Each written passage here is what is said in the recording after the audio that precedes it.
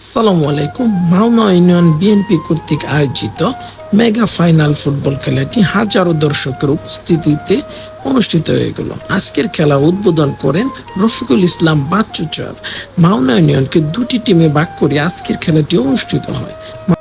দলে ছিল দেশি বিদেশি সহ তারকাসক খেলোয়াড়। সবুজ জার্সি পরিহিত টিমটি হচ্ছে মাওনা উত্তর একাদশ এবং লাল জার্সি পরিহিত টিমটি হচ্ছে মাওনা দক্ষিণ একাদশ। মাঠে দর্শক ছিল কানায় কানায় ভর্তি।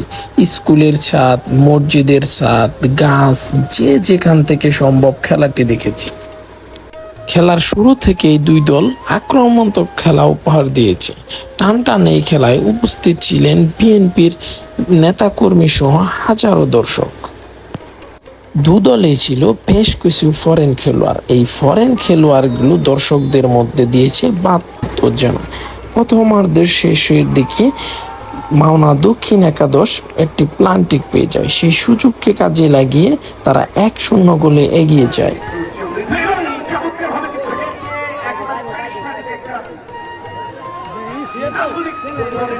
দ্বিতীয়ার্ধের শুরু থেকে শুরু হয় আক্রমণ পাল্টা আক্রমণ।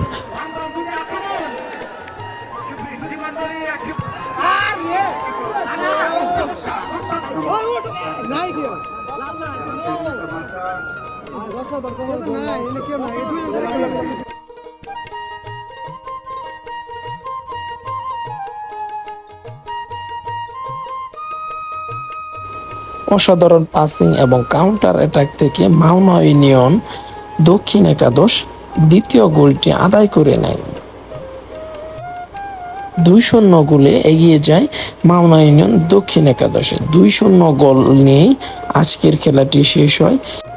মাওনা ইউনিয়নবাসী যে কতটা ফুটবল খেলা ভক্ত তা আবারও প্রমাণিত হলো। এরকম সুন্দর একটি আয়োজনের জন্য সংশ্লিষ্ট সবাইকে ধন্যবাদ।